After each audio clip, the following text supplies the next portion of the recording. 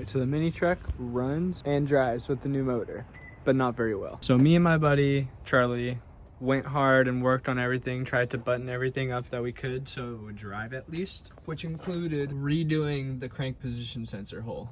If y'all don't get a bracket from 60 Time Fab, there's an easier way to do it too. So go on Home Depot, and what you should do is you should order this stuff ahead of time and not try and rush or find it in town like I did. If you do have to find it in town, go to a machine shop.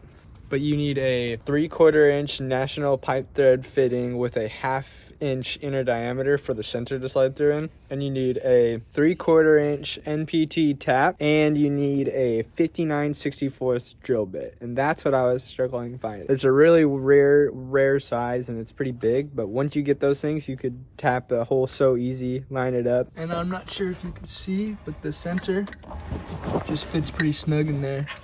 You can't really see, or you can see, but it's hard to really touch it. The issues we have to address though is 1, building an intake, 2, replacing the coil packs because it was misfiring pretty heavy under load, and I do believe it's causing it. And then 3, clean up the wiring and fix the alternator. Had a brand new belt on it and it snapped the belt first rip. I do believe we have to fix something on that. It's either we gotta shim out the crank pulley or move the alternator back more, which honestly I have no idea how you would possibly do. And we need to get the seats fully installed. I got an NRG bucket seat on Facebook for like 50 bucks. I just need to drill holes into the cab to get all the seats fully bolted down, tap some holes so we won't have any issues. And we need to just a whole bunch of cleanup. Alrighty, so we have deleted the original Mazda air box and air intake stuff. Finally, kind of where the new intake's gonna go. And now we're gonna take intake tube, the air box, my zip ties, and we're gonna open this up and get the coil packs out. All right, we got the intake tube off. All it was is a couple hose clamps to hold these air hoses on, these vacuum lines, and then a connector right there, and then a connector right there, and then 3 12mm bolts, and those are right there. Now it's just all 10mm to get this cover off, and then you've accessed the coil packs. All right, now we're at the coil packs, and that wasn't really even on there very well, so that very well could have been one of the problems. Yep, it's time to replace these for sure. They sat out in the rain and just kind of got destroyed. When you have someone as impatient like me, you're gonna go to the auto parts store. That's why I have a full entire O'Reilly's and AutoZone setup back here. All right, I got all the Spectre and Import Direct you could ever ask for. All right, I got the new coil packs. Let's make sure that they look the same. That looks pretty similar. And then we got all the wires, the spark plug wires, and I think I got boots or something. Let's remove the old coil packs. I'm pretty sure all it is pulling these out, disconnecting these cords, and removing these tins. These were definitely in need of replacement bad. Like there's gunk and water and rust all over these. And that's because I left the motor outside for a while probably. These are probably the original coil packs. And that thing had 100-something thousand miles on them. All right, that looks much better with the new coil packs. Now time to reassemble and build the intake. All right, we have made the intake. I'll run through the parts I used to make it. I'm honestly not sure if this might be too long, so I might have to trim the piece. I just got a 3-inch aluminum intake, a 3-inch to either 3 to 2.5. The intake tube on here is a 2.5, and usually the intake tubes are 3 itself. The mass airflow sensor is a 3-inch, I believe, on the filter side, and on the intake type, it's a little bigger than a 2.5, but you have to use a 2.5, so you have to use like a screwdriver to fit it over. And I thought it didn't fit for a second. And this intake tube goes all the way back. And then right around here, I think I'm gonna put my intake air temp sensor in. Yeah, I believe we're gonna have to trim it just a little bit because that's way too far. Like here, maybe? Alrighty, this is what it's gonna look like. I maybe should have gone a better angle so it goes more over here, but it works for now. Find a spot for that. Alrighty, we got the air intake sensor in. Sticking in right there. I used a 3/8 bit, a 1/4-18 national pipe thread tap. Threaded in beautifully. And I cleaned up the wiring a decent amount.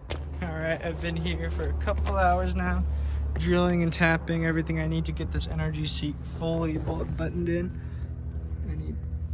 And I'm gonna fasten that one down fully. And the seats we won't have to worry about. We just got the temp gauge wired in. I believe it's on the Mazda harness, or at least on mine. It's a 92 EFI, yellow and white wire. Goes to the yellow wire that comes, it goes out to right here, which is the thermostat. That goes to the Mazda harness, which will go onto the Mazda dash. And I got the seats mostly bolted up, like it's not going anywhere. And I got this one even better. All right, guys, we've got the interior decently cleaned up. No more bolts and stuff. The seats are all in. All right, guys, it's running. We got the new alternator in, and it's running pretty good. All right, the temp gauge does work. Let me show you. Yep, temp gauge works, and we're not overheating. That is lovely. We're doing great. It's driving so good. I gotta fix the hood, like bouncing around right there. And I feel way taller now. Like the seat position is like crazy. It feels like I'm in way taller of a truck. It's been so long since I got to drive it. I can't wait to drift.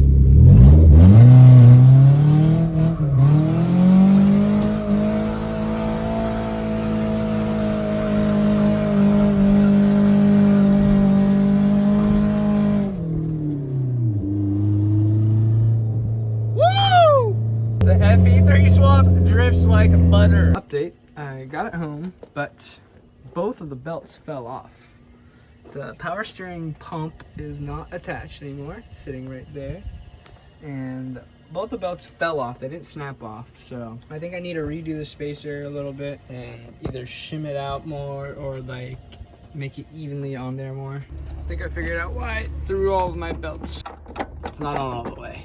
All right, so what I decided to do was ditch the spacer because the belts look to and appear to be lining up a lot better.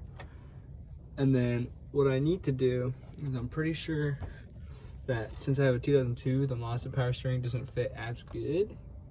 But I don't know if you can see that. Yeah, the belt doesn't quite line up on the pump, but I think if I shim the pump backwards a little bit, then it'll work out. But we're gonna test this and see if this throws the belt off. We got the old Oxido jump pack. Hit start.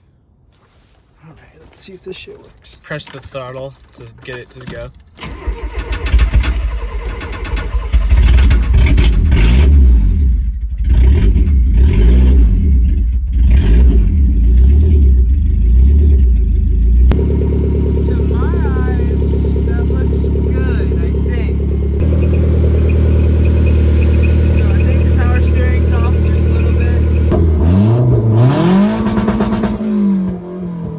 It got a little hot, guys. I don't know what the fuck happened. Some fluid's coming out, definitely. Something with the radiator, I think. The lower radiator hose popped off. Holy crap. I was just saying how good it was running. See if I can get new radiator hose and hose clamp. The rear is backed up because I do have a pretty significant axle seal leak. So I thought I'd fill up my differential with fluid. I'm not sure if I filled it all the way, so I'm gonna grab some more fluid. All right, guys, we got the new radiator hose and clamps on there. We have the new heater port bypass, looks a lot better. Looks like it's holding great. We refilled the diff with differential fluid, like gear oil.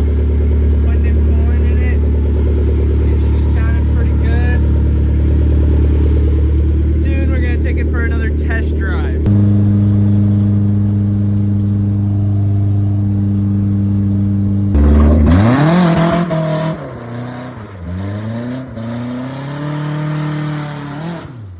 Okay, quick update. We took it for a little test drive. It did okay until it stopped turning off with the key.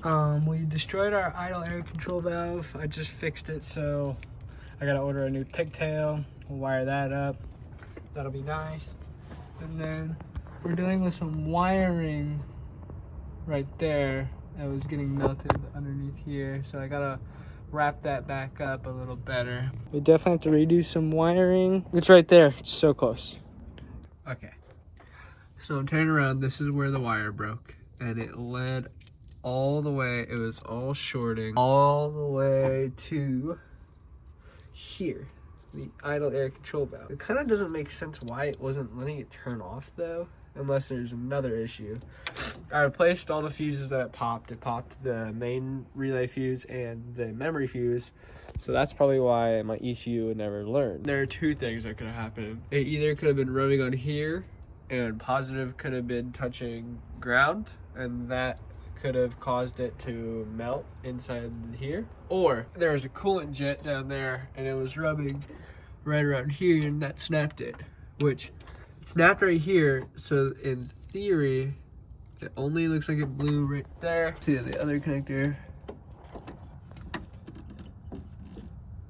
Another pigtail for this that should be on the way by Monday, but today's Saturday.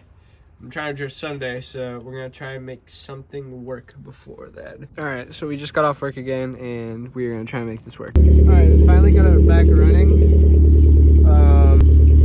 So now that it's running, I wanted to show you all the issues. So the key's on, you know.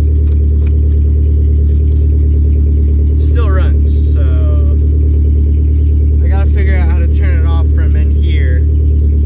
I think it's this ignition switch. Okay, just took it for a quick test drive. It works without the idle air control valve. It honestly runs pretty good without it still. But yeah, let's get this home, and then hopefully tomorrow it's gonna be running nice and rainy as well.